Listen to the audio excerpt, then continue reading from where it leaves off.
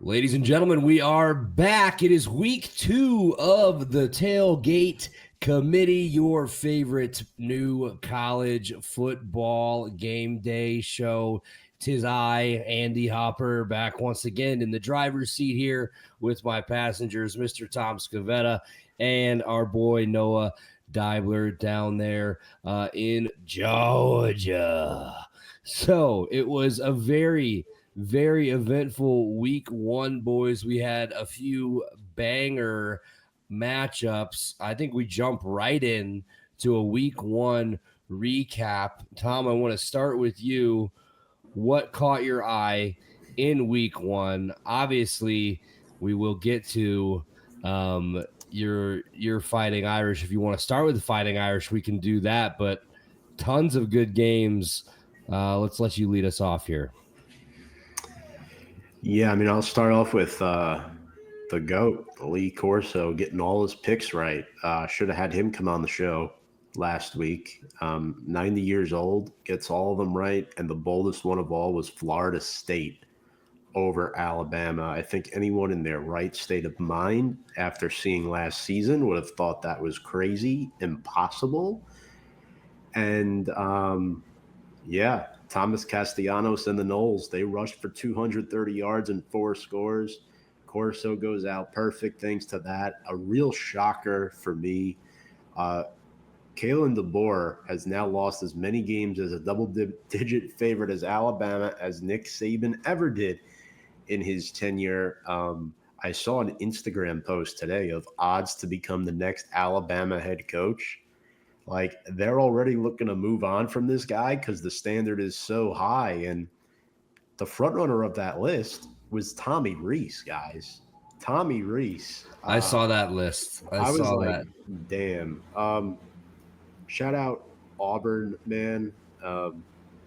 Rushing for 307 yards against Baylor, averaging nearly 6 yards per carry. Disgusting. I did not see that coming.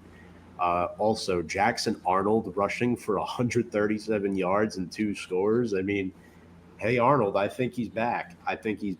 I'll let you guys talk about the major games, and then I'll say my thoughts a little bit later. But I just want to highlight Notre Dame, obviously, since I'm a big Fighting Irish fan. Go off, Miami, man, it was really rough. I think if there's one positive from this game that you take of it is that you learned a lot about CJ Carr, right? You've identified him as your quarterback of the future. He's likely going to be a 3-year starter, God willing, hoping that all goes well. But in his first collegiate start, I didn't think he was that bad, specifically in the second half. In the second half, he was pretty clean in the pocket. He did an awesome job finding Micah Gilbert on that first touchdown pass. And he also had 1 rushing score. A lot of people viewed him as a 2 left foot type of quarterback, the polar opposite of Riley Leonard, kind of like a dinosaur. But in reality, he isn't that. He is mobile. I mean, yes, he's a pass-first guy, but he's able to run and take off. And they had some good design plays for him. My big concern of this game is what the hell happened to Jeremiah Love? Why was he so underutilized? Was it the game script? Because before the game got to 2 possessions, they were still going with Jadarian Price in the backfield, and Price looked better. I'll say it. I mean, Price looked better. A lot of people were talking about Love for the Heisman. 10 rushes for 33 yards, 4 catches for 26 yards. That's not going to cut it. You can't get 59 yards from scrimmage in game 1 and expect to be a front runner for the Heisman. Offensively, Eli Raridan and Malachi Fields emerging as some of the new weapons. They tried those quick passes, guys, you saw. I mean, Marcus Freeman and Mike Denbrock, what did they want to do to get Carr comfortable? Well, Miami thought Notre Dame was going to pound the rock. They didn't do that. Quick, short passes, get receivers' hands on the balls, get Carr comfortable. And they were able to do that. It was a field position game early, but unfortunately, it took too long for the offense to get settled in. The defense couldn't get off the field. They only had 1 sack of Carson Beck. And to be honest with you guys, Carson Beck looked really good. He looked like 2023 Carson Beck. 2 touchdown passes. That first one, an awesome play to Malachi Tony, I think his name is. Yeah. True freshman, I'm pretty sure, or a redshirt freshman, one or the other, had an awesome catch. They ran the ball well with Fletcher and Brown in the backfield, each of those guys averaging about 5 yards per carry. And Reuben Bain, guys, I mean, Notre Dame couldn't handle him. Emil Wagner was getting backlogged the whole night against this guy. Reuben Bain had that one interception where I think the ball was deflected, if I remember correctly, and then he had half a sack too with 6 tackles. So in reality, folks, it wasn't a bad performance for Notre Dame. It was a young team trying to get right performance, and they lost by 3. Notre Dame won the second half. They outscored Miami. They played better, but Miami won turnover battle 2-0. That's why they won the game, guys. Notre Dame had jitters too early in this game, and ultimately it cost them. Not a bad performance by Freeman, not a bad performance by Notre Dame, but give Miami their flowers. They won the game. Yeah. I mean, if you're Notre Dame, it's tough. It's always tough to take away those moral victories after a loss like that, especially one that's so close. But I really do, they had CJ Carr. I liked what they did. We kind of spoke about it during the game, right, guys? Kind of get him in a rhythm early. Let's get some short passes, build the confidence up. And I mean, 19 for 30 with 2 touchdowns, 221 yards. He did throw that interception, but you kind of excuse moments like that for a freshman in his first start on the road. And then Jadarian Price, 45 yards on 6 carries. Like you said, the leading rusher for the Irish. Pretty surprised to see that. Malachi Tony was incredible. 6 catches for 82 yards for the Canes. And then how about that catch at the end? Was it CJ Daniels, the LSU transfer? Just snagged that out of the air. Looked like a sure interception for the Irish that he took away. Scored a touchdown, and the Hurricanes take the victory. Noah, let's go down to you. What stuck out to you in week 1? Well, a couple things. First of all, I want to touch back on Lee Corso for a minute because Tom mentioned him being 6-0 on his picks. There was also another 6-0 with Lee Corso where every team that he either coached or played for won in week 1. So Florida State, Maryland, Navy, Louisville, Indiana, and Northern Illinois all won their games. So, Nice. kind of felt like fate just came together in pretty much every way there for him. So congratulations to him on his retirement. I mean, he's 90 years old. He's old. He's even older than I thought he was. I thought he was like 87, 88, but no, 90 years old, still kicking. It's gonna be sad to see him gone, but he should enjoy the retirement for the time he has left. Another thing I want to mention, I'll save like the bigger games for later. I want to touch on something much less major, but still something I want to point out, which is Kent State, who had that giant losing streak. They almost lost again to Merrimack of all teams, but they were able to get it done, 21-17. So congratulations to them. Another one I want to point out, this one I'm not so much surprised by the result, but the score, which was USF absolutely steamrolling Boise State, man. Yes. I mean, clearly that team losing Ashton Jaunty was massive because, I mean, this was not even close. They got absolutely boat raced 34-7 in this game. Obviously, they're not going to be ranked anymore because they're only ranked number 25, but yeah, good result for USF. They have a massive game this week, which we're going to talk about later. But yeah, I mean, overall, for a week 1, I mean, loaded slate. I mean, usually for week 1, there's like one big game you focus on, but no, I mean, there were just big games all over. Georgia got a nice win against Marshall, 45-7. Obviously, people say it's Marshall, but they looked impressive, had almost 500 yards offense. Gunner looked well. They had, solid weapons. Obviously, defense looked good as well.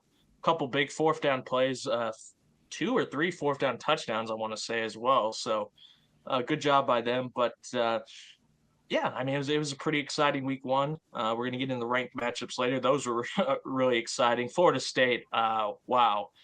Talk about the surprise of the week, man. I don't think even the most diehard FSU fans expected something like that to happen. But it did. And I also do want to say, by the way, these Alabama fans, man, could you please like like I get Nick Saban was the GOAT and all, but like firing a coach after one game into the season, you guys are looking really spoiled, man. Like slow your roll a little bit, Yeah. please. Yeah, you don't immediately find the GOAT, the second coming of the GOAT after the first one retires. It's tough out here, man. Especially in this era of college football with the NIL, and other teams have, more to offer. So it's interesting, and everything's so reactionary in college football, right? After every game, everybody has to get a takeoff. It has to be so definitive. This is what this person is. This is what this team is after one game, and just one game does not make a season. For me, let me talk about my team for a second here. So, 52-3, Illinois wins over Western Illinois. So an FCS opponent, not anything to get too excited for, but they looked really good and they dominated like a top 15 ranked team should do. Luke Altmaier, 17 for 21, 3 touchdowns and 217 yards through the air. Aiden Lowry had 9 carries for 101 yards and 2 scores. Hank Beatty was the leading receiver, 5 receptions, 108 yards. He also broke a 102-year-old record held by legend Red Grange. So Beatty is our punt returner. He had 133 punt return yards on 4 returns. That includes a 69-yard, nice, Noah, touchdown return. Illinois' first since 2013. I think we had like the longest drought in college football for a punt return touchdown. So he did it, breaks a 102-year-old record. There's literally a statue of Red Grange out in front of the stadium. So, I mean, it's a big name around here. It's a big deal. So 133 yards, beats Grange's mark of 125 set against Nebraska on October 6th, 1923. So that held for a long time. Was in the building on Friday night. It was a fun one. 57,000 people in attendance to watch us beat the shit out of an FCS opponent. You love to see it. Some other notables. How about Tarleton State? Speaking of FCS, going up to Army and taking out the Black Knights, the Cadets, in double overtime, a 30-27 victory for Tarleton State. Somebody check on Gabe Flayton, ladies and gentlemen. He certainly is not happy about that one. I believe there was one other FCS team that won. North Dakota came close. North Dakota was really close. An NAIA team beat an FCS school week 1 as well. I don't know if you guys saw that. But yeah, a lot of good games across the board. Let's get into the major ones, guys, and then it'll kind of get us into our conversation for our first segment. So let's talk about Florida State and Alabama first.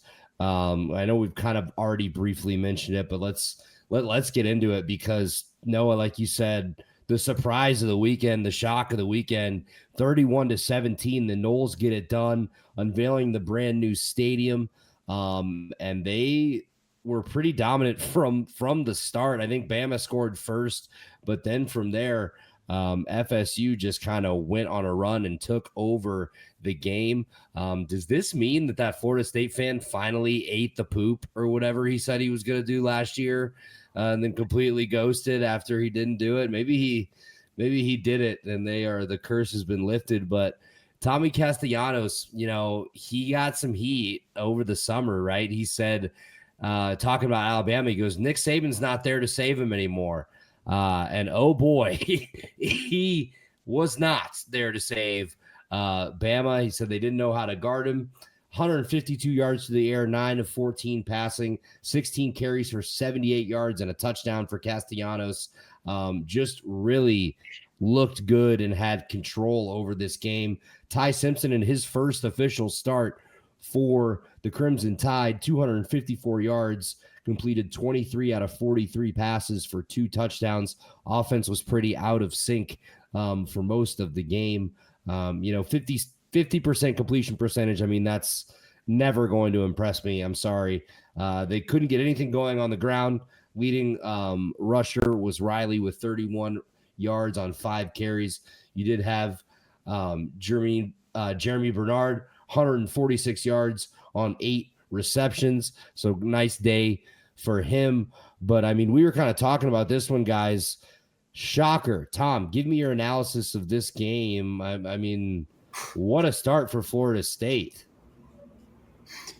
Yeah, quickly here, they rushed the ball for 230 yards, and they scored 4 touchdowns. Bama's run defense was Swiss cheese. Their red zone defense was terrible. They couldn't get Ryan Williams going. Florida State defensively did an awesome job. Ryan Williams just 5 catches for 30 yards. They made guys like Bernard and the tight ends try to beat them, and it didn't work. It did not work. Quite frankly, Andy, I don't know if this is more of a bad look for Bama or a really good look for Florida State. I think it's the former. I don't think Florida State's going to be a CFP team this year, at least not right now. I think it speaks more volumes on Bama. I'm going to go ahead and say this. Bama should be unranked. They should be unranked, guys. In there. I'm in on that. So in on that. They fell to what, 21, 20 or 21? I don't think it's far enough. It was multiple possessions to an unranked. In a game that they were favored by 2 touchdowns. 13.5 was the spread on that game. Noah, quick thoughts on Bama and Florida State. I know you love this as a Georgia fan. You're all about it. Yeah, I mean, I picked Bama to win, and I didn't think it would be even close. We all did, and to be honest, I mean, obviously I'm very happy to be wrong because I can't stand Alabama, but I'll touch on the Florida State angle first. First of all, the main standout to me was the fact that FSU has some playmakers on offense again, which was their issue last year. Their offense last year was just totally anemic. I mean, it was boring to watch. It was conservative, predictable. DJU. Yeah, exactly. Whereas this year, you guys already touched on Castellanos. He's got that mobility. He's not the guy that's going to pass for 300 or 400 yards in a game, but he can evade pressure. He can make plays with his legs. Squirrel White, my boy from Tennessee, with a big catch in this game. And, that play really stood out to me because I believe that was a drive after Alabama had scored a touchdown. And last year, if that had happened, that FSU team would have just, laid down and died pretty much. And I don't want to say give up because I'm never going to say a team is players will give up. But you can tell, that got them some momentum back that I don't think they would have been able to get back with that team last year. And that was their fighting back moment. And this Danzy dude as well is another guy. Apparently he's some big sprinter, some ridiculous school record holding sprinter. And I could tell because when he scored that touchdown, man, just wheels. I mean, that was good to see. But it looked good for them. Effort plays, fighting for extra yards. Like I said, I think it showed a level of resilience that I don't think was really there last year. And I mean, like you said, the rushing attack was insane. On the other side, Alabama had no rushing attack, and they took too many penalties as well. But in regards to Alabama, a few things I want to point out. So first of all, I saw an insane stat. I could not believe when I said this. Ryan Williams has not had a 100-yard game since the Georgia game last year. So that is 8 or 9 straight games where he has not had a 100-yard game, which considering how hyped up he was coming in is insane to me. I mean, Jeremy Bernard, I liked him at Michigan State, but he looked like the number 1 receiver in that game. He was basically the only guy on offense that was really doing anything the entire game. He was killing it. But as for Ty Simpson, inconsistent. I'd say there were some plays where I thought he looked really good, especially throwing deep passes. But then the basic plays, for instance, I remember they had a 4th and 5. He threw a pass out to Riley, but it was so far behind him that he had to reach back and catch it, which allowed the defender to tackle him short of the sticks. If he had thrown it, out in front of him, I think he would have been able to easily get the first down. But something like that. They couldn't convert on the conversion. They were 6 of 17 on third, 2 for 5 on fourth, whereas FSU 5 of 12 on third, 2 of 2 on fourth. So that was a big thing as well. But another thing I want to say, I kind of touched on this earlier. Can we please stop saying fire Kalen DeBoer already? I mean, this is the hypocrisy I don't get. So all these Alabama fans will say Nick Saban is the GOAT. He's the greatest ever, which I agree with, by the way, and I think most people would. But then they turn around and go, oh my God, because he's not doing as good as Nick Saban, he needs to be fired immediately. Do you guys remember Nick Saban's first season at Alabama? Because it was worse than what Kalen DeBoer's Yes. first year was last year, by far. Their first game, they lost to UL Monroe. They went 6-6 in the regular season and only had a winning record because they made a bowl game. You guys, you Alabama fans are so spoiled. You do not remember what it's like to actually be a terrible team if you think this team is terrible. Now, they played terrible in week one. I'm not going to say that. But your team talent-wise is still easily better than 90%, 95% of other teams in college football. I mean, please slow down. Like, give this guy a shot. His last year at Washington, they made the national championship game. All right. This guy is not some bum that they just got off, from a random high school team. Like, he knows how to coach.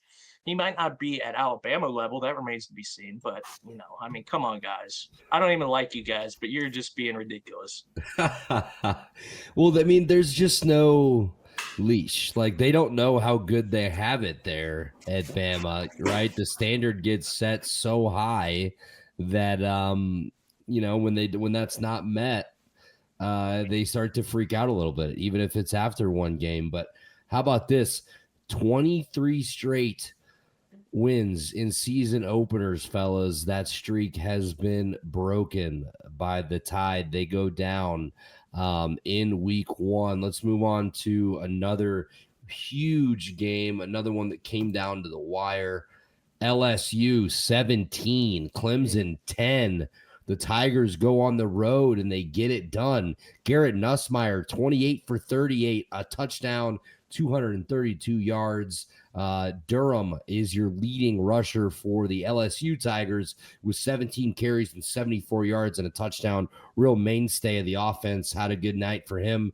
Anderson, six catches for 99 yards. Harold Perkins was able to get to Cade Klubnik with a sack as well. Whit Weeks, 4 solo tackles leading LSU there. Cade Klubnik, 230 yards through the air, 19 for 38, really struggled at times. He did have an interception, was not able to find the end zone. Randall is your leading rusher with 5 carries for 16 yards and a touchdown. I'm not sure if he was the leading rusher. He just is listed here because he scored a touchdown. Wesco, 66 yards through the air, 4 catches there. And yeah, tough one. If you're Clemson, a lot of hype around this Dabo team. Said, hey, this is finally the one that, well, I shouldn't say finally because they've competed for national championships before they made the playoff, but it's been a few years, right, since we felt like Clemson was truly an elite team. And this, the build of this one has all the makings of somewhat of a team that could make a deep run. We're not saying that they still can't, but I think this speaks volumes to how good this LSU Tigers team is. Noah, let me get your thoughts quickly on this game. What'd you think? Well, my first main takeaway was when I was watching the second half was a Brian Kelly team playing better in the second half, making adjustments. What the hell am I watching? But I mean, like, I don't know what he and his coaching staff did to make adjustments at halftime, but it worked because I was really impressed with their second half, and I was not expecting them to have a performance like that. I think in the first half, I thought Klubnik and Nussmeier, neither were great, but I would have given a slight edge to Klubnik.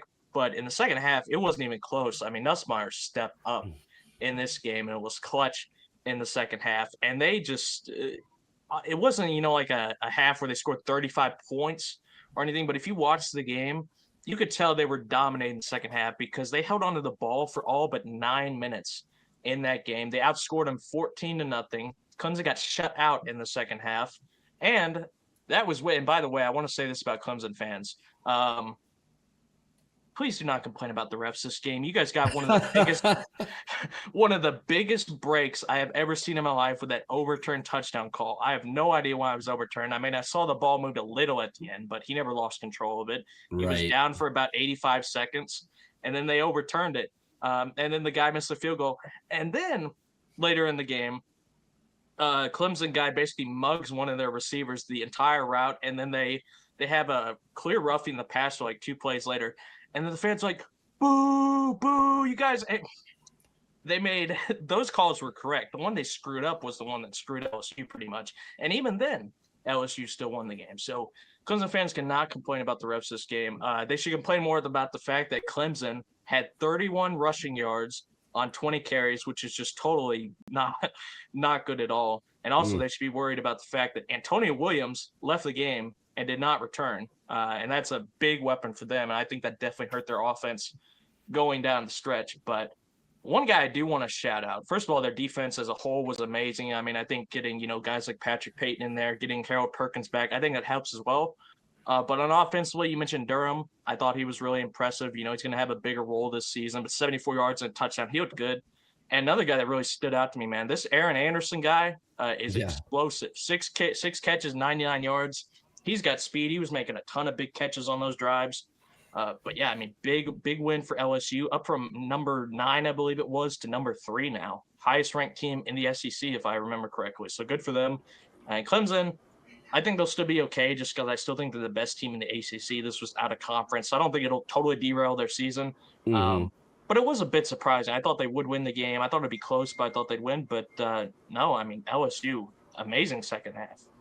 Absolutely. I think it's interesting, Tom, going back to last week when we were previewing this game, you said, I think LSU will have control early, and then in the second half, Clemson will take over. It was kind of the opposite of that. It was kind of Clemson felt like they were in control in the first half of this game, and then it totally flipped to LSU. I'd love to hear what you thought about this game. Yeah, I was not expecting Nussmeier to look better than Klubnik. I thought he struggled. Everyone was talking about, LSU's offensive line, they're not going to be able to keep up. Peter Woods, a really good guy. They could stuff the run. It was the complete opposite of that, too. Noah mentioned the running game. Yeah, when you average just over 1.5 yards per carry, you're not going to win. When your quarterback completes 50% of his passes against an SEC opponent, you're also not going to win. And all of this was at home. Imagine if Clemson was an SEC team. They'd finish barely over 500, it seems, based off these results. And then, quite frankly, Dabo Swinney should have never said anything about going 16-0 this year. You can't put out bulletin board material, especially for coaches like Brian Kelly, because he will say that behind closed doors. He will write it on the board. And then that gave Nussmeier all the motivation that he needed to go out and have a great game. I thought he played excellent in this game. The numbers may not show excellent, but that's how he played, in my personal opinion. And for me, I was shocked at how low scoring of a game this was. I think both defenses showed up. It was a field position game in the first half, second half too, and both coaches had their bad moments in this game. I don't think either team was really coached that great, if I'm being honest with you. I think this is more of a bad look for Dabo and Clemson than it is a great look for Brian Kelly and LSU. People are going out to say, Klubnik's going to be a bust, take him out of the Heisman race. Not after one bad game in week 1. If he has another bad game in week 2, which he won't because they're playing Troy, then you could hit the panic button. But in reality here, folks, I think you got to give LSU's trenches credit. That's why they won the football game. Games are won in the trenches, and they won the battle of the Tigers in Death Valley. So shout out to LSU. There's something about those LSU quarterbacks too, man. Absolutely. Nussmeier firmly putting himself in the conversation as one of the best in the country. Big win for LSU. They jump up in their rankings. Our last game I want to talk about before we move on will be Ohio State holding on at home, a 14-7 win over the number 1 ranked Texas Longhorns. So this was one that we talked about a lot. This was a very hyped up matchup around the country. 2 freshmen getting their first, I guess Arch technically started a couple games last year, but Sayin getting his first start, Arch getting his first really big start, it felt like. 17 for 30 for Manning, 1 touchdown, 1 interception, 170 yards through the air. Sayin goes 13 for 20 with a score and 126 yards there. Noah's guy, CJ Donaldson, 19 carries for 67 yards and a touchdown for the Buckeyes. Cardinal Tate had 2 receptions for 49 yards and a touchdown. Injuries to tight end. Tom will love that. led the Longhorns with 4 catches for 50 yards, and Wisner with 80 yards on the ground on 16 carries. Good day for him. Was not able to find pay dirt, but I think the biggest story for me here, guys, obviously everybody wants to make this about Arch Manning. He's a bust. He's no good. You don't think it's a little tough to have to start your season at the fucking Horseshoe against Ohio State? Like, can we give anybody like a little leeway or a little grace because he didn't beat the number 3 team on the road? He's a bust and he's terrible. I know, obviously, with the name Manning, and Tom, you can speak to this being such a big Eli guy and a Giants guy. You know, he's not Eli. He's not Peyton. You know, he's Cooper Manning's son, okay? Like, he is his own quarterback, and this is his first start. He had some moments where he didn't look too bad. He led him down the field to score. Obviously, he threw that interception, but they were close. He kept them in the game the entire time. If you look at the Texas had more total yards, 336 to 203. They did turn the ball over. They had more first downs. They converted 5 out of 14 on third down to 3 out of 12 on third down for Ohio State. But Texas 1 of 5 on fourth downs, not good. And they got beat in time of possession. Ohio State had 32 minutes and 5 seconds to 27 minutes and 55 seconds for the Longhorns. Also 6 penalties for 50 yards as opposed to 2 penalties for 15 yards for Ohio State. I mean, you look at that and you're like, Texas had every opportunity, to win this game. I think the story here is you had 2 really, really good defenses battling it out here. Let's give some credit to the Ohio State defense for, making Arch look the way he did. Let's also give some credit to the Texas defense. They gave up only 203 total yards and 14 points on the road in Columbus. That is impressive. I think Texas will be fine. I think Arch will be fine. This whole culture of everybody needing to get a takeoff and this instant satisfaction or this instant reaction where one game is everything is ridiculous. It's not true. One game doesn't make a season. One game doesn't make a career. But because it was on Big Noon Kickoff and it's the first game of the year that everybody's watching, Arch is now terrible because he couldn't win. Now, did they look great? No. But does that mean they're only going to score 7 points a game the rest of the year? No, I don't think so. Tom, I'll start with you on this one. Let me get your thoughts. I know not a big Ohio State guy yourself, but what did you think about the Buckeyes getting this one done? Yeah, not surprised. This game was really a coin flip for me. I think what Texas should take away is they didn't allow Jeremiah Smith to blow up, which is good. I think defensively they were solid. Offensively, you also want to protect Arch Manning a little bit more. He's a young quarterback. You don't want him, going off step there, which he did a couple of times. And, yeah, at the end of the day, you have to trust the process. And Rome wasn't built in a day. And nowadays, I think social media is a massive problem because there's so much hype built up around these guys with these big names. And it gets blown out of proportion when they don't play 100%. Everybody wants to see them throw, 250, 300 yards and 3-4 touchdown passes. And if they don't do that, they're out on them. That's not how football works. It's not how college football works. It's not how the pros work. This is based off of matchups, guys. As you both know, the matchups play a big role. And Ohio State was not going to allow Arch Manning to throw for 300 yards and 3 touchdowns. That's just not reality. And keep in mind, too, Texas lost a lot of beef up front. They lost Kelvin Banks and Jake Majors to the draft. They lost Gunnar Helm, Isaiah Bond as well.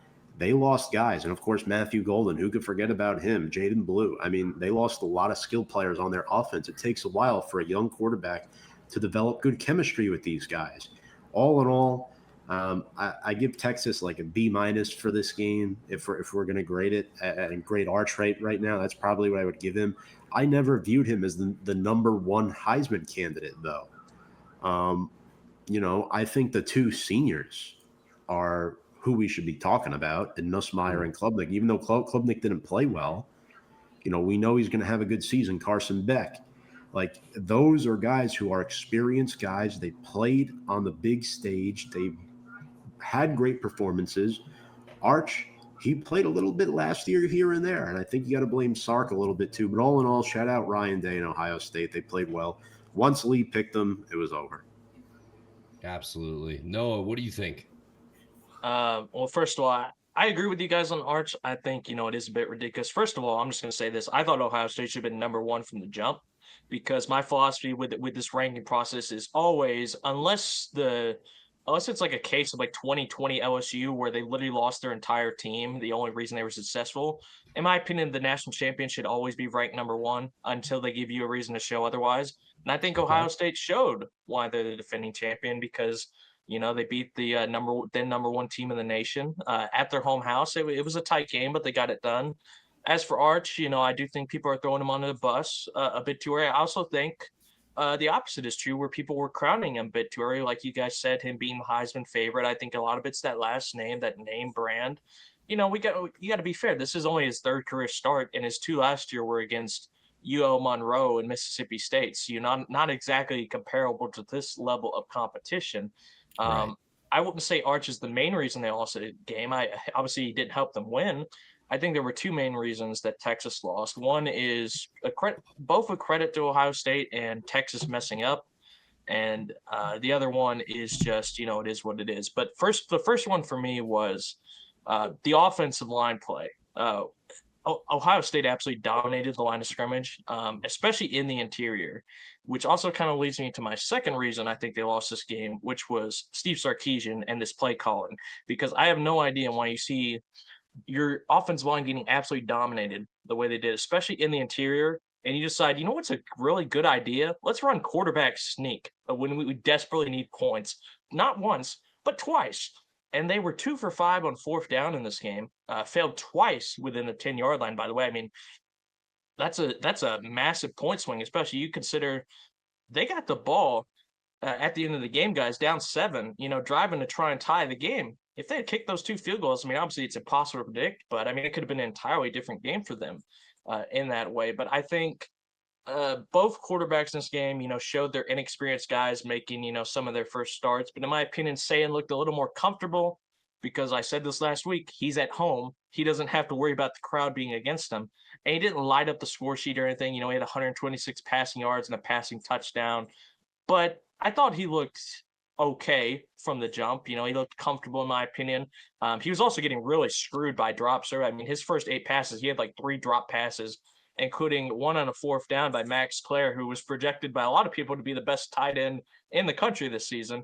He had 1 catch for 11 yards. I mean, that's just the way it goes sometimes. But yeah, I thought Sayan was mostly solid. I think the touchdown to Carnell Tate, he underthrew it a bit. Carnell Tate, that was an insane catch. I mean, he was getting hit from behind. He had to bobble it because he had to reach back to catch it. He had to, grab it again in midair. I mean, insane hand-eye coordination. That was definitely the play of the game, in my opinion. But yeah, Donaldson, like you said, scored the first touchdown of the game. He looked solid. But yeah, man, these quarterback sneaks, I don't know what the hell they were thinking. But 2 more things real quick. I want to say the coordinator position, because that was the thing a lot of people were talking about as a reason to be concerned about Ohio State. I never really saw it as an issue, because first of all, Brian Hartline has been with this program for years. He knows that team in and out. And also, Matt Patricia is not, once again, he's not some bum that they just picked up from a high school team or whatever. He's been a DC and even a head coach in the NFL for a very long time. He knows defense in and out. So I think he'll be just fine at DC. And one last thing, 2 more players that I want to shout out. First of all, my boy Caleb Downs. Now, I know he's like the best safety or whatever. Everyone knows him for that reason, but I'm shouting him out because he went to my high school, which is kind of insane because my high school never produces talent like that. Unfortunately, he's played for 2 teams I absolutely cannot stand whatsoever, but it is what it is. And second guy I want to shout out, a guy I think flies really under the radar on this star-studded Ohio State defense is Davison Igbenuson. First of all, I love his name, but he's just a solid player, man. His name comes up throughout the game, making solid plays or whatever. And I think he had some big plays in this game as well. So congratulations to him. Unfortunately, congratulations to Ohio State. They deserve this one. Absolutely. Absolutely. I agree with everything you gentlemen just said. What a breakdown of week one. So many good games, especially those four big ones here. So we are going to go into our first segment, our first and only segment, I should say, our way too early Heisman talk. So everybody loves this early in the year. We got to get into it. We kind of already touched on it a little bit here, fellas. So we are each going to give our Heisman favorite and a dark horse or a surprise candidate that you should be looking out for. So going into the year, I should say, Arch Manning, I believe, was plus 500, and he was the favorite to win, or plus 700. So either way, he was the favorite, followed by Nussmeier and Klubnik at plus 900, Jeremiah Smith in there plus 1300, Drew Aller plus 1600, just to give you an idea of the top five. So a lot of hype on this kid. Was it warranted, right? I mean, you mentioned he started two games last year against two absolute nobodies. You can go back and look at his high school career. He wasn't exactly playing the top talent in high school. Obviously, now it's year two of him in a Division I program, a program that just made it to the semifinals of the college football playoffs. So obviously, he's had some time to adjust. He's to the speed and everything like that. But I think we might have just been putting a little bit of too high expectations on this kid. So, Tom, I'll start with you. Give me your Heisman favorite and give me a guy that you think we should be looking out for. Well, I'll tell you who you should not be looking out for, and that's Arch Manning. Um, he's not winning the Heisman this year. I don't see it. Maybe next year, guys. I mean, look, yes, it's only one game, but come on. First year as a starter, rarely does that ever happen. Rarely. Um, Out of those three quarterbacks you mentioned, last week I was kind of leaning towards Klubnik, but Nussmeier won the game. He's been a vet. He's been around for a while. LSU's had some great quarterbacks come out, like Joe Burrow and Jaden Daniels of recent years. They've also had a few flops like Zach Mettenberger. But Mm-hmm. in reality, guys, you got to think Nussmeier is a veteran. He made winning plays in that game. It's not always about who throws for 400 yards and four scores. Sometimes you got to look at who makes the winning plays in the clutch when it matters. LSU went on the road at Clemson and beat them with Brian Kelly. Kelly is not the easiest guy to coach for, but he does get a little bit too much hate from the national media. I do think he's a better coach than people give him credit for. Unfortunately, he hasn't proved it as much in big games throughout the course of his career with Notre Dame and LSU, but he finally gets a big one with LSU. So Nussmeier at this point in time is my favorite. Now for my dark horse, I have two guys, if that's okay. Yeah, of Um, course. First is the guy, Andy, who I predicted would win the Heisman last year, and he flopped, and that's Carson Beck. Beck is on a revenge tour this season, looks sharp against the Notre Dame defense. He had good numbers. He looked really good. He looked comfortable. I mean, Miami lost a lot last year. They lost Restrepo. They lost Arroyo. So, like, all these, Damian Martinez. So, all these guys are coming in together for the first time. And the fact that this was their first game in full pads, guys, against Notre Dame. Yeah, they were home. They were at Hard Rock State. Well, whatever. He looked really good, and he's a senior. He's been around the block for a while. He knows what he's doing. This is his fifth year in college as well. So I really like what I saw. And my dark horse, I'm going a little bit deeper here. Maybe you guys don't think this is actually too deep, but I'm going with Marcel Reed from Texas A&M. Okay. This is a guy who unseated Connor Wegman last year for their starting job. He tore it up last week, 4 touchdown passes. He's good on his feet. He's a quick decision maker. He got really good experience under, Mike Elko last year. Defensive mind, yes, sure. But Texas A&M has gone through a lot of bad quarterbacks of recent years. And Marcel Reed is a young guy. It seems like he's there to stay as their starter, at least for the next 2 seasons. And I really liked what I saw early on. And I think his big time experience last year, keeping them competitive in a lot of close games in SEC play, I think he's improved a lot. And I really liked what I saw. So him and Carson Beck are my dark horses. I would favor Beck over Reed, but Reed, don't be shocked if he starts coming on. So I cheated a little bit there, but those are my two. Marcel Reed, currently the best number looks like you can get is plus 6,000 for him to win the Heisman. Beck currently at plus 1,200 would be the best number, as low as plus 950. Noah, let me get your thoughts on this Heisman race. Obviously, it's the way too early Heisman race. Nobody knows what's going to happen week 1, but what do you think?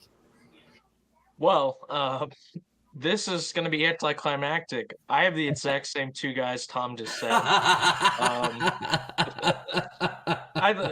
You know what?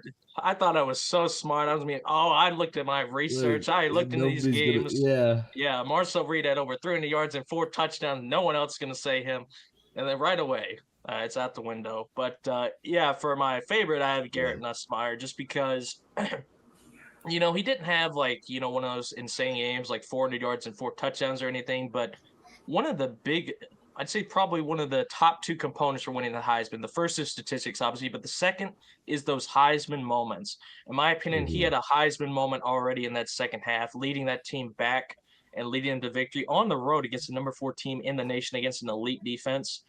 That'll get it done. Obviously, everyone knows he has the talent. He had over 4,000 passing yards last season, 29 passing touchdowns, and he's got a solid team around him, so he can definitely get it done. And the other guy, top contenders that we mentioned, like Klubnik or Arch, did not have as good a games by comparison. I never thought Arch should have been the favorite. I thought, again, that was name brand, fancy name, wanting to get a guy up there. I don't think he might be in contention, but I'm not sure. I don't think he's going to win it by any means. And my dark horse, like I said, Marcel Reed, over 300 yards offense last week, 4 touchdowns. Yeah, you can say, okay, it's UTSA, but I mean, UTSA is still a better team than a lot of other teams. They're definitely, not some scrub nobody team by any means. So, solid performance by him. And he's got that mobility as well, which I think is big. Last year, it was his first year as a starter. He had some inconsistency. It wasn't like he was the clear-cut number 1 guy. There was some quarterback controversies as well. This season, I think he's going to be their main guy. And if week 1 is any indication, if he can keep that up the rest of the year, I definitely think he's got a shot. But the fact that, like you said, he's plus 6,000 or something like that, definitely a dark horse for sure.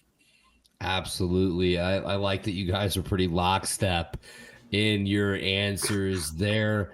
I'll be different, so I'm going to go with Lenora Sellers as my Heisman favorite. I think he is one of the most electric players in the country to watch. This combination of size, speed, and athleticism is not something you see every day. He can throw it, he can pass it. He's currently the second favorite behind Nussmeier right now. A best number looks like you get him at plus 1,000. The dark horse is tough, and I'm gonna go with the guy. He's not plus 6,000. I thought at plus 2,000 it'd be a decent deal here. I'm gonna go Sam Leavitt at Arizona State. He doesn't have Cam Scatabo anymore. They're going to be relying more on him. Obviously, you have Kanye Udo, who's going to step into that running back role really well. But I love Dillingham as a coach. I think Arizona State has an opportunity to win a pretty decent amount of games in the Big 12 here. And, who knows? They made the college football playoff last year. Does Leavitt make a step up here in his second year, I believe, as a starter for Arizona State? That's my dark horse. I didn't think anybody would have that one, so I'm like, let's go. We'll roll with it. But, it feels like for the Heisman, you don't have to be the quarterback or you don't have to play on the number 1 overall team, but it feels like you do have to win about 9 or 10 games to be in real consideration for that award. And, we all touched on it. Arch probably shouldn't have been that guy I probably shouldn't have been the favorite with no experience, but I'll just mention it here quickly before we move on. This is what it currently looks like if you were to place a wager on the Heisman winner. Nussmeier is the current favorite, about plus 800. Lenora Sellers plus 1,000. Carson Beck plus 1,200. Gunnar Stockton, My boy. the Georgia Bulldogs plus 1,600. Arch Manning has fallen to plus 2,000. Jeremiah Smith plus 2,000. John Mateer at Oklahoma plus 1,700. A guy in Cade Klubnik is plus 1,600. Sam Leavitt plus 2,000. So just to give you an idea of some of the guys that Vegas is currently projecting to be in contention for the Heisman Trophy. That is our way too early Heisman talk. I need to, I totally forgot to upload that video I was going to play. So let me upload that for us real quick, fellers. Should only take You don't have to play it if you don't want to. Take a minute. Oh, it's too large. Hold on. I can do this. Let's go. I was about to say, like, really putting us on the. I'm putting us on blast here because the tailgate committee is about accountability. If it's about anything, fellas, we're accountable. We deserve it. So to lead us into the 6-pack, to show you how great we are at picking these games. Let me see if I can share my screen here real quick. We'll do that. All right, we'll just watch it on our Twitter.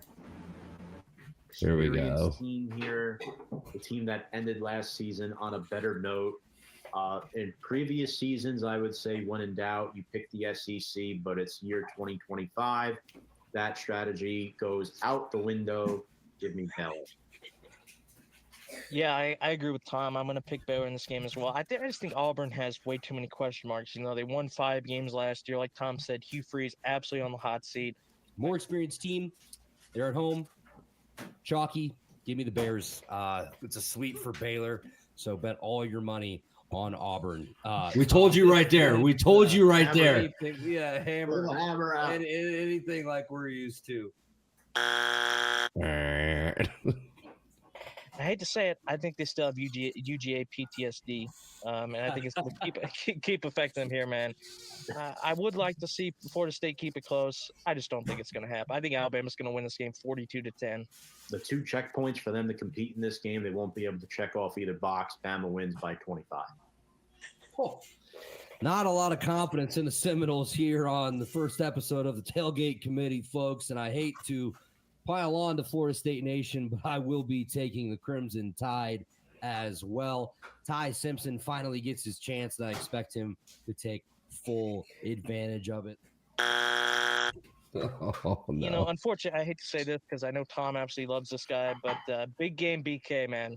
I do not have a lot of faith in Brian Kelly winning this game on the road at Clemson. That's a very difficult place to play. Maybe if it was at LSU or a neutral site, I'd be more willing to lean in LSU's direction, but I'm going to go Clemson winning this game by a field goal. I think Clemson gets it done. I have to give them the upper hand here because they're at home, but I think we are going to see a lot of points, and I think we're going to see this come down to the last possession. God damn it, Andy. Tempo, second half, script flips, Clemson figures it out. They take control. They win the game. Unfortunately, they lose in classic Brian Kelly fashion. Clemson wins outright, and I think they cover the spread. I heard somebody said they win by 3 before. I think they win by 4.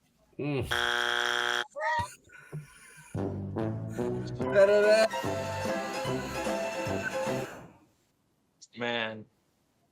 My goodness. So this is the 6-pack, our weekly preview of our top 6 games from or that we expect to be the best for week 2. So let's jump right into it. Boys, we're going to start with my team. Number 11, Illinois, going to Duke, 11 a.m. on ESPN.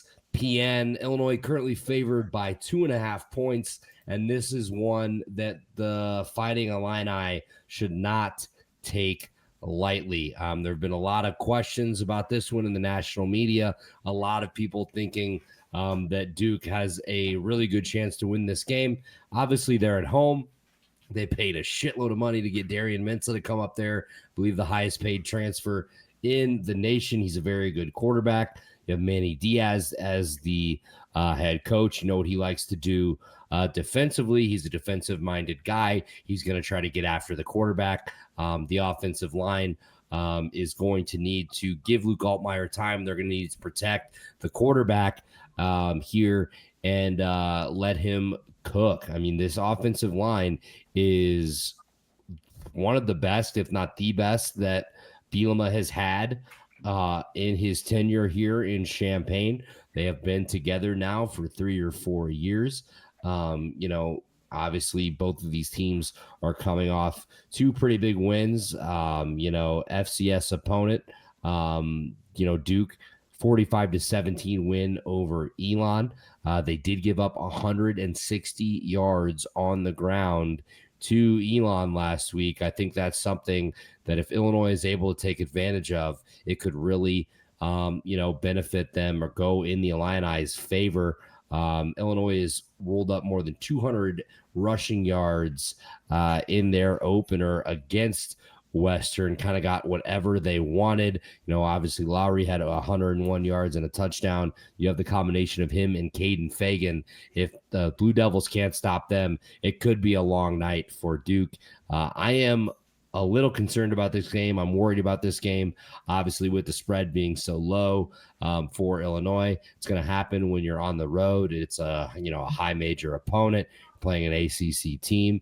Duke not known for being so great at football, but Darian Mensah, he had nearly 400 yards passing in week 1 against Elon. How does Illinois scheme up against him defensively? Can Gabe Akis get to the quarterback? He had 2 sacks for the Illini in the first game. Can he get to Duke? I hope so. Give me Illinois in this one. Obviously, I'm going to be a homer, but I think this is going to be a close game, and I really do think it could come down to the last possession in Durham. Noah, let me get your thoughts on this one. I mean, what a game this is. It's really hard to judge both these teams as well because they both looked amazing in week 1, but like we've touched on, they weren't playing top competition. Illinois playing, was it Southern or Northern Illinois? I don't even remember. Western Illinois. There you go. That's what type of. One of the directional schools, yes. Exactly. And as you said, Duke was playing Elon. I thought Mensah looked really good in that game, at least from the bits I saw. I liked him at Tulane last year too, but he came in, like you said, I mean, not an amazing opponent, but still 389 yards and 3 touchdowns, nothing to sneeze at. He's not a mobile guy, but he looks like he has a lot of passing talent.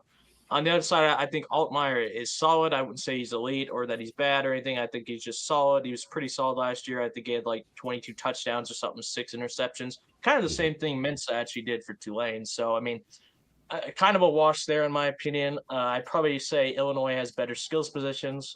Their running back last week, Lafferty, I'm sorry if I'm mispronouncing that, 101 yards and 2 touchdowns. He had a solid game. And then Hank Beatty had over 100 yards as well. I think it's going to come down to which defense is able to slow down the opposing team's passing attack better. Because, Illinois is a team that likes to run the ball as well. And if they're able to get passing going, then they can run play action. It'll open up the running game as well. In my opinion, I think this is going to be a very close game. I kind of agree with the spread. I think it'll be a field goal type game. But I have more question marks about Duke because, they have a lot of, transfers coming in. They're, an unranked team or whatever. They are at home, which I think is a big advantage for them. But, I mean, against a number 11 team in the nation, I think it'll be a little bit too much for them. So I'm going to pick Illinois to win this one by 3. All right. I like it. Tom, what do you think? Yeah. You're not going to like this one, Andy. That's fine. Avoid the sweep. I don't care. Avoid it. Pick them. Well, no, you're not going to like it because I'm picking Illinois. Fuck. Yeah. So Duke ran for 159 yards on the ground last week. Yeah, it was Elon. But the backfield by committee is their bread and butter. Mensa was very accurate through the air. I just think Illinois' defense is going to give Mensa a lot more problems through the air. I think Illinois is one of the best defenses in the Big Ten, and it's led by Gabe Yakis, who had 2 sacks last week. I thought he was really, really solid. You mentioned the 1-2 punch of Fagan and Lawfrey with Altmaier under center. That's just an experienced roster. You got, Hank Beatty looked really good, Andy, and then Justin Bowick had a couple key catches in that game. Mm-hmm. Look, I'm a Brett Bielema guy. He was good with the Giants for the 3 months he was with us in 2020. He didn't even last the whole season before taking the Illinois job. That's how good of a linebackers coach he was. And there's a reason why he was snacked up by a college team before the end of the pro football season. And it's because of the way he coaches, the way he teaches, the way he prepares his teams throughout the course of the week. Now, while I do think Duke has, an excellent trio of receivers to look out for, I don't think defensively they'll be able to keep up. I think Illinois is going to run up and down the field a lot in this game. And if they are able to milk out the clock and control the tempo, time of possession of this game, it's going to limit Duke's chances of scoring. Illinois is ranked number 11 for a reason, boys. Give me the Illini to win and cover the 2.5. God, I hope so. Another sweep. I hope this is not part of the video next week. Hopefully we are right this time, fellas. But let's move on to our next game. It is a big rivalry, one that is always a fun one. Iowa and going to Ames to take on number 16 Iowa State. Another 11 a.m. Central start. This one's on Fox. Tommy boy, this one feels like your bread and butter. This is very meat and potatoes type of football here when the Cyclones and the Hawkeyes get together. Rocco Beck, Mark Lewinsky, what do you think? Oh, God, you gave me some bad throwbacks there. Former Giants starting right guard, Mark Lewinsky. What's his name? Isn't that the quarterback's name? What's his new? I think it's Gronowski. Gronowski? Yeah, Gronowski. It is Mark Gronowski. Whatever. They're skis. They're both ski names. Absolutely. Yeah, so look, I think Rocco Beck's at a great start to this season. Maybe he could have even been in consideration for our previous segment as a deep dark horse. He's been turnover free thus far. They run the ball well with Carson Hansen and Dylan Lee. And the best part about this offense is they have 2 tight ends that are capable of dominating. Gabe Burkle is the first one. That's a classic tight end name. 7 catches for 116 yards and a score. Ben Bragmer as well has 2 touchdowns already. And I love Brett Eskildsen. He is awesome. He is a good route runner, creates good separation. I think Rocco Beck will be able to find them on a lot of comeback routes. For Iowa, I'm not impressed with their offense. Gronowski, he is a game manager, to say the least, and I think that's putting it nicely. Xavier Williams is a really good running back. They're going to have to find a way to stop him because he averaged 11 yards per carry last week, and that's freaking scary. Terrell Washington as well was solid. But again, they played UAlbany.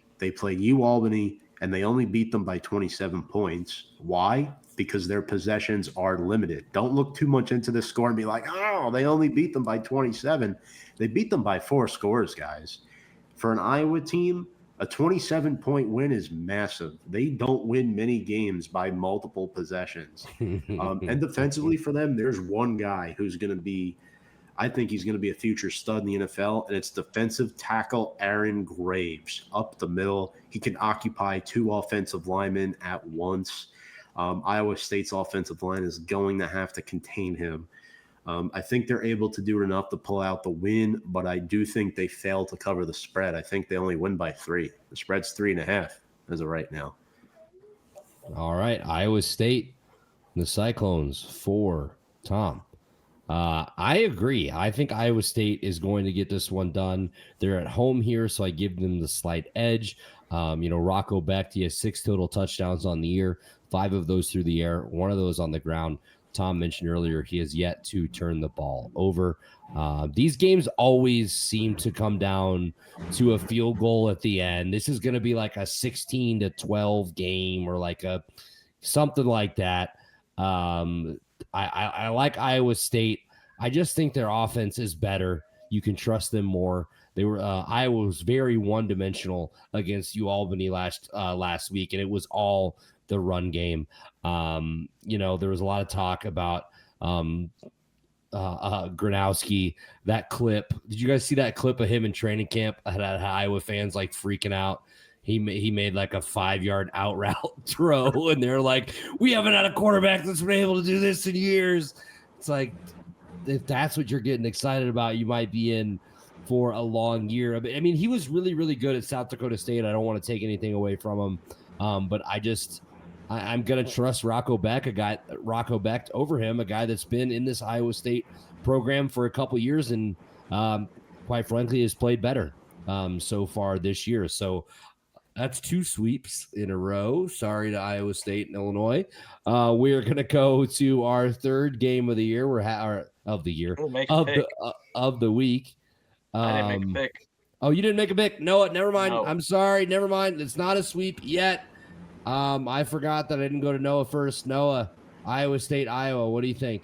Well, I hate to say this, but you might want to get this one ready for the video next week as well, because I am picking Iowa State as well.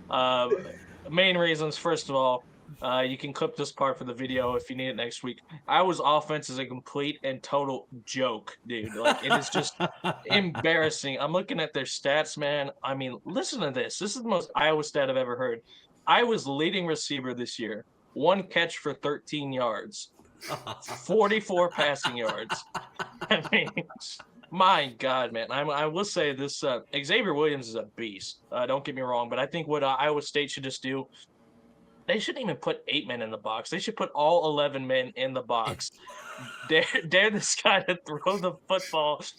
I mean, my God. First of all, I double stack the box. Yeah, that's hilarious. I mean, I thought this dude's name was Gronkowski at first, but no, Gronowski. I mean, man, he came from the Jackrabbits last season. Let me tell you, he doesn't know jack about this Cy-Hawk Trophy rivalry, man. These Cyclones are going to be ready. I have more faith in Rocco Beck in this offense easily. They have weapons as well, and their defense is no slouch too. So, give me the Cyclones. Okay, so apparently I can tell the future because Noah didn't even have to say his pick, and I knew it was going to be a sweep. Yep. There you Either way, let's go to the SEC, something you'll be a little bit more familiar with, Noah. Number 20, Ole Miss, going to Lexington to take on Zach Calzada and the Wildcats of Kentucky, 2:30 on ABC. Noah, we're going to start with you. What do you think about this one? Interesting game. First of all, I'm going to say this off the rip. Nothing against Zach Calzada as a person. I'm sure he's a very nice guy. But let's be honest. If you're an FBS school and your quarterback is Zach Calzada, the only reason I even remember this guy exists is for that one Alabama game from a few years ago that they won. But, I mean, he's been playing for Incarnate Word the past 2 years and has returned to the FBS this season as a senior transfer. On the other side, they lost Jackson Dart, so they have Austin Simmons coming in. 3 touchdowns, 2 interceptions so far this season. So limited sample size, bit mixed, but I'd give them the edge there. They have Kylin Lacey, who's a beast as well, and Wallace, 130 yards this season and a touchdown. Again, I think this is the case. I don't really have faith in Kentucky's offense to win this game. Ole Miss does have question marks, don't get me wrong, but I think Kentucky's just been kind of mid the last few seasons. They used to be really good, one of the top 3 to 4 teams in the SEC.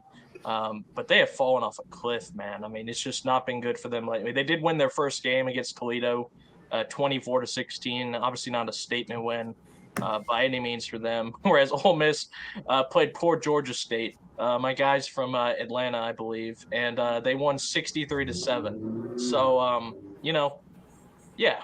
But give me Ole Miss to win this one. I have way more faith in their offense. Less question marks. They're 9.5-point favorites. I think they can cover that. I think they probably win this game like 27-16 or something like that. All right, I like it. Ole Miss looking to avenge that loss from last year, right? Kentucky, one of those teams that clipped Ole Miss and Lane and prevented them from getting into the college football playoffs. You mentioned Austin Simmons, 20 of 31 for 341 yards and 3 touchdowns against Georgia State last week. Zach Calzada, not quite as good against Toledo. So they did end up winning 24-16. He completed 43% of his passes for 85 yards and no touchdowns. So he is a 7th-year senior, so 6 years on this year number 7. He still hasn't figured it out. 85 yards against Toledo. That is pathetic. I'm sorry. Give me Ole Miss in this one. Tom, we'll go to you. Yeah, it's Kentucky's quarterback situation is pretty sad, to be honest with you. I was looking and I was like, what happened to Brock Vandegrift from last year, the former Georgia Bulldog who Noah? Didn't he just quit? Did he just retire? Yeah, I think he just medically just finished or something. I don't know what he did, but he's not there. I'd rather just not play football than play at Kentucky. Yeah, he realized, man, I would have been better off holding a clipboard for Georgia than playing for this team. Mm-hmm. They barely got by Toledo last week, and that's a MAC school right there. Not a single wide receiver with more than 1 reception. Defensively, they have a couple good players. Alex Alfari Jr. with 13 tackles and a sack last week. I thought he impressed. Steven Souls Jr. as well from that one linebacker spot. But Ole Miss is too impressive on offense. Wallace is back. Daquan Bright, Dazon Stribling is back. Those guys can really play. Logan Diggs, the Notre Dame LSU transfer coming into Ole Miss. They ran for 295 yards on the ground last week. Yeah, against Georgia State, but it was a complete obliteration. I'd like to see Austin Simmons, though, clean up a little bit in the pocket. He had 2 picks that did not look great. They were not good throws. I know he's a little bit inexperienced, but he's going to have to do a little bit better on the road against an SEC opponent. Due to the fact that he's a young quarterback, I think Ole Miss fails to cover the spread, guys. I think they win outright, but I see a 6 or 7 point win for them. Something like a 24-17 or a 26-19, whatever it is. Ole Miss wins, but Kentucky covers. All right, we have another sweep here. Ole Miss taking it for all of us. But we do, Tom, you think that Kentucky might hang around a little bit here. Let's move on to our next game. It's the border war, Kansas and Missouri. This will be the first time that these two teams have met since 2011, guys. It has been quite a bit for these two teams.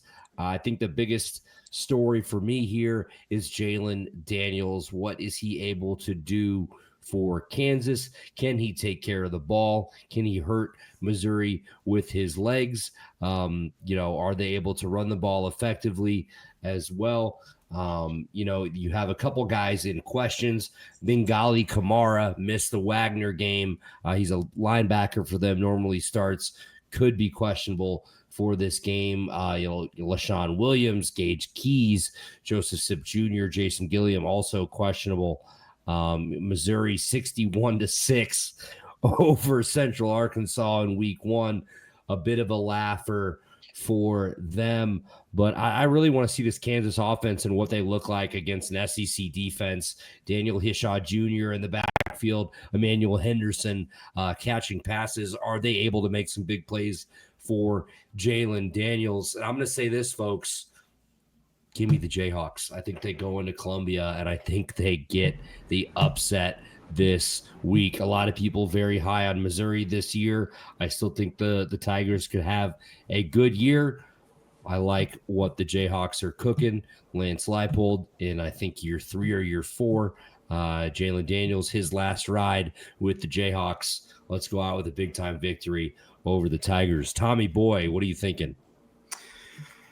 Yeah, look, Kansas will be tough to stop on the ground. They average 6 yards per carry. Daniel Hishaw, as you said, he's a good back. Jalen Daniels has been a starter for a couple of seasons now. They got some good big-bodied receivers, Cam Pickett to name one. But Missouri has a very impressive quarterback in Bo Pribula. Played for Penn State last year as Drew Aller's backup. At times looked better than Drew Aller, in my opinion. He totaled 4 touchdowns last week for Missouri. 2 rushing, 2 passing. He's a dual threat. High completion percentage. I really like what we saw from him. Ahmad Hardy on the ground is a bull. They don't run the ball all that much, but when they do, it's pretty effective. And here's a couple of reasons behind my pick here. Mizzou has as many 10-win seasons since 2023 as Kansas has since, get this, 1906. Missouri has as many 10-win seasons since 2023 as Kansas has since 1906. Plus, the Tigers also went 7-0 at home last season. Give me Mizzou. Yeah, I'm with Tom on this one. I've got Missouri as well. First of all, I will say this about Kansas. I have been really impressed with them. I mean, that game they had against what was it, Fresno State? I was really impressed in that game where they just absolutely obliterated Fresno State, who, obviously not an elite team by any means, but not a nobody team either, and they just went in there and absolutely kicked their butts. Daniels, I think, has looked really good so far. 7 touchdowns to 1 pick. He's complete 80% of his passes, by the way, 456 yards. You mentioned Henshaw and Henderson earlier. They have some weapons. But that aside, I will say I do like Pribula. He did not play a lot at Penn State, as Tom said, but when he did, 9 touchdowns to 1 interception for the Penn State Nittany Lions. So he did a good job when he was given the call. And you know what they say? I mean, the kids always say this, man, Bo knows, and he's going to know what to do in this game against Kansas. He's got some weapons as well to work with. Johnson, Marquise Johnson, 134 yards so far this season, and Ahmad Hardy at running back as well. Plus, they're at home. And let's be honest, last week I picked Missouri to be my dark horse. So it'd be kind of ridiculous if week 2 in the season I predicted them right away. Yeah, exactly. So give me Mizzou, man. Drinkwitz is going to have those boys ready. They're thirsty for a win this game, and they're going to get it. All right. I had to switch it up a little bit. We can't have 4 sweeps in a row. 6 straight. Yes. So let me pick Kansas here. Hopefully this is a good game. Missouri coming in at home. They are 6.5 point favorites. No, that is hilarious. That would be so funny. If you're like, they're my dark horse last week. I'm out on them already. Let's go Jayhawks. This is an interesting one. I'm not really sure how this is going to go, but I threw it on the card based on one team's performance in week 1. South Florida is going to Gainesville to take on number 13 Florida, DJ Lagway, and the Gators. This will be 3:15 p.m. on the SEC network. South Florida looked really good last week. They already have a ranked win. Took out number 24 Boise State. I believe it was 34-7. Never really close. Noah, we'll start with you since this is an SEC opponent, one of your biggest rivals. Does South Florida have any chance of clipping the Gators this week? It's tough because, like you said, South Florida looked really good last week against Boise. I mean, it's not just the fact they beat a ranked team. It wasn't even close, man. They just absolutely steamrolled those guys. But I will say this, that was a game at Raymond James Stadium. It wasn't like they went into Boise's place and played like that. They were at home. Quarterback Byron Brown, pretty solid. I mean, not anything, I think, earth-changing or terrible. I think he's just pretty good. As for Florida, man, I hate to say this because obviously I hate this team's guts. I cannot stand Florida and their horrible, delusional fan base. But I'll always say, man, going into Gator Swamp Nation, man, Ben Hill Griffin Stadium, that's a tough place to play, especially for the South Florida team. And another thing you have to keep in mind as well is these two teams play each other a lot. I mean, I swear it's either every year or every other year that Florida and South Florida play. And usually these games are not even close. Florida usually just absolutely beats the hell out of them, if I'm being brutally honest. So would I like South Florida to keep it close? Yes. Do I think it's going to happen? Probably not. They might keep it close for the first half, like last year when I think USF played Alabama and, kept it close for about 3 quarters. I think you might see something like that. But, probably later third quarter, fourth quarter, I see Florida probably pulling away. I don't think it'll be an absolute annihilation like you might expect in past years, but I think Florida will win probably by let me check the spread real quick, 17.5. You know what? I'll pick the Bulls to cover. Give me Florida 42 to 25. Yeah, 25. There you go. All right. I like that. Bulls are going to cover 17.5 points spread favoring the Gators. Byron Brown, can he return to his previous form prior to that injury? Because he was playing really, really well in 2024 for USF. Tom, they've got an uphill battle here against the Gators. Do you think they can hang around? Do you think they can win the game? They're going to hang around. They're going to hang around, and they can win this game. They looked that good last week against Boise State. Byron Brown is a 230-pound quarterback. He is a problem. He rushed for 2 last week on the ground. He can scoop up some yards. He's a good intermediate thrower, not the best deep ball. My one problem is he got sacked 4 times by Boise State last week. That offensive line was really dragging him through. It was more USF's defense that really impressed me. Maddox Madsen looked lost out there, and this is a guy who played in the college football playoff last year. For USF's defense, the Bulls, they caused 3 Broncos turnovers. Deshaun Rucker's a really good corner. He'll probably get the matchup of Vernell Brown or Eugene Wilson.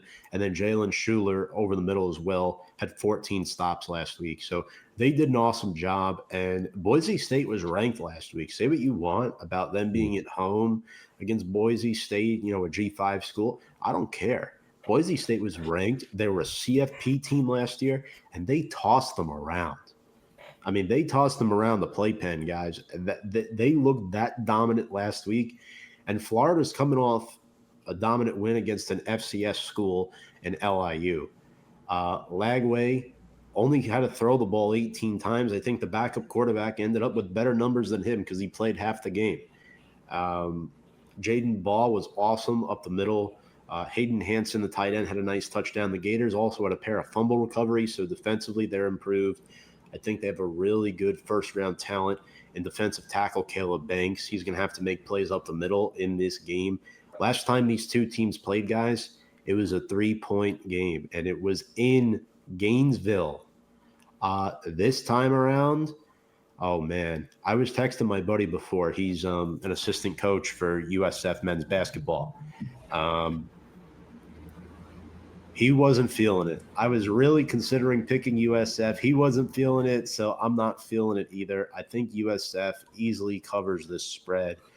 I think Florida wins only by 10 to 13 points. I think USF might have like a 3-0 lead at some point in this game too, or maybe like a 10-3 lead, and then Florida just lagways too much to keep up with, guys. I get you. I get you here. Look for USF to come out early, try to throw that first punch. And then you got to see how they'll respond to getting punched back. Give me the Gators here. I think at home it's going to be too much. 17.5 is a lot of points with how USF looked. You know, like I said, they've got a ranked win. Byron Brown, he's an experienced quarterback. How does this offense look on the road in Gainesville? Like Noah, like you said, it's a little bit different from playing at Raymond James. So we are all in agreement here. Let's go to our last game, which I think will be the biggest game of the week. It's our only ranked versus ranked matchup. Number 15, Michigan, and number 18, Oklahoma, 6:30 p.m. on ABC Saturday night. Noah, what do you think about this one? Bryce Underwood taking the Wolverines to face off against the Sooners. Yeah, man. Freshman quarterback last week looked pretty good. I mean, obviously they only played New Mexico, you know, but they won, I believe, 34-17, something like that. He had 251 yards and a touchdown.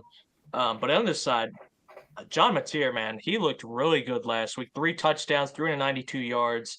Again, they were playing a cupcake, I think something like Illinois State, if I remember right. Yeah, you besmirch my birds on here. They were playing. Yeah. Yes. but they did 35-3. Go on. He did really well.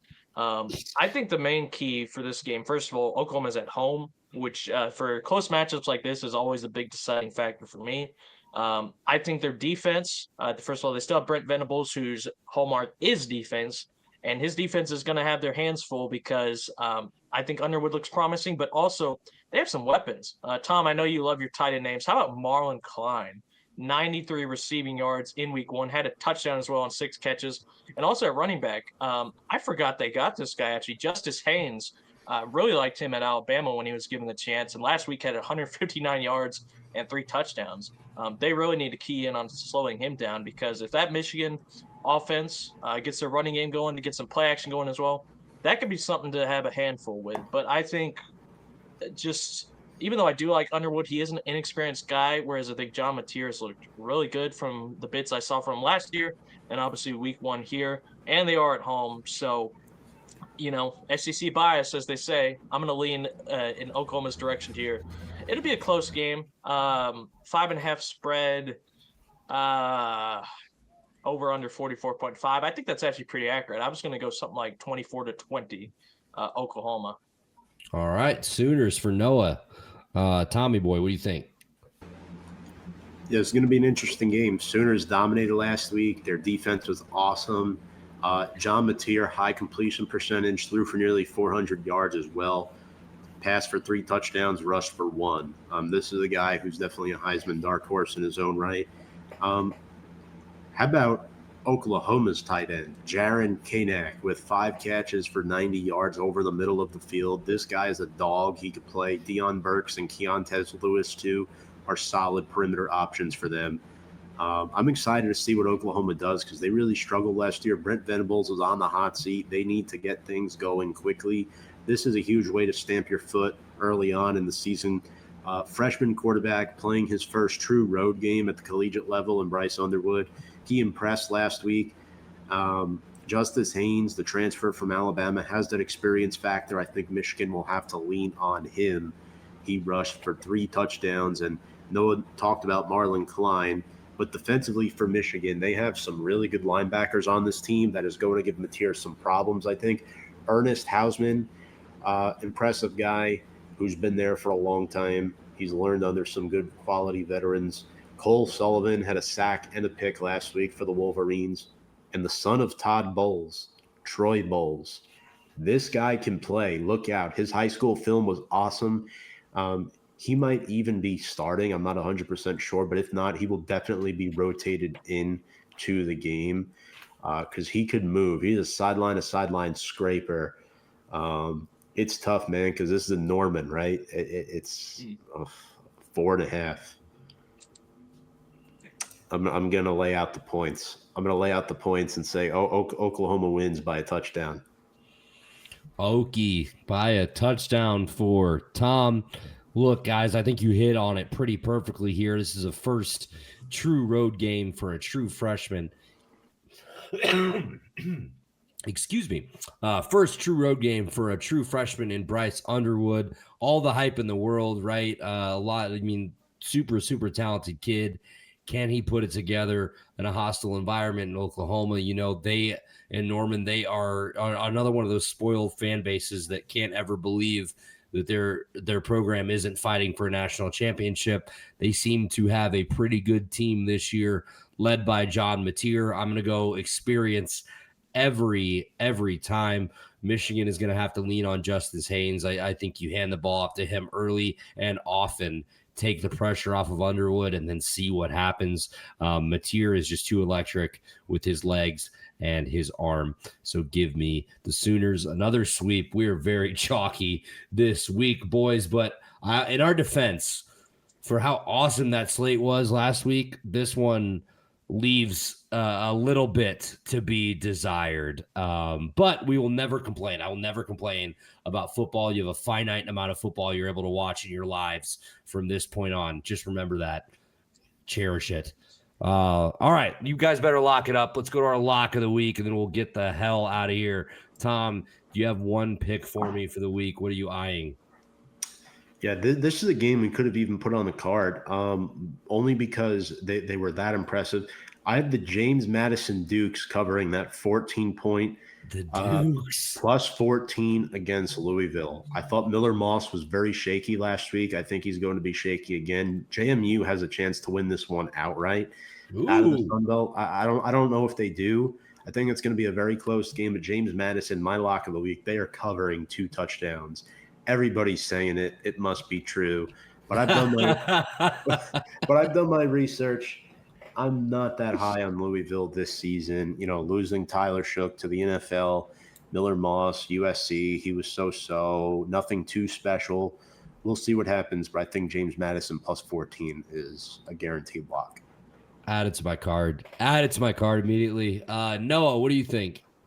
Well, Tom, I got something for you. You know I'm a history guy, and my boy Patrick Henry once said, "Give me liberty or give me death." And this week, it's gonna be death for Jacksonville State, man. Give me the Liberty Flames to win this game. You know, poor Jacksonville State, man. They lost last week to UCF. Liberty 1-0, but Vasco, their quarterback, dual threat. 4 total touchdowns, 63 yards rushing as well. Looked really impressive, but, you know, I think Liberty is going to dominate the Cox, absolutely beat them down in this game. Not really. I think it'll be close, but give me Liberty in this one. Oh, my God. They're going to beat up on the Cox, the Liberty Flames. I love it. So mine, to get us out of here, I am going with Arizona State, minus 6.5 at Mississippi State.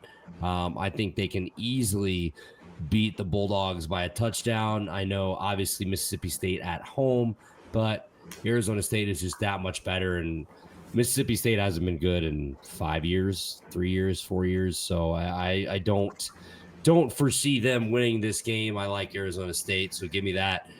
Just to give everybody an update, so far, I am 0-1. Tom is 1-0. Noah is 1-0. Last week, Noah said that Arizona would beat Hawaii by 20, and I think they won like 46-7 or something like that. Maybe not even that. Tom had Arkansas, beating Alabama A&M by 4 touchdowns. At the time of recording, we didn't have a spread. That spread ended up being 46.5, and Arkansas won by 45. But they did win by 4 touchdowns. So, Tom, we will count that as a win for you because that was what you said on the show. And then, I had Clemson LSU over 57.5, and that did not happen because it was a 17-10 final score. So, not a lot of points last week. We hope for better results for me this week. This is the Tailgate Committee for week 2. We're excited about it. I'm Andy Hopper. That's Tom Scavetta. And that's Noah Divler. We will see you next week. Let's do it.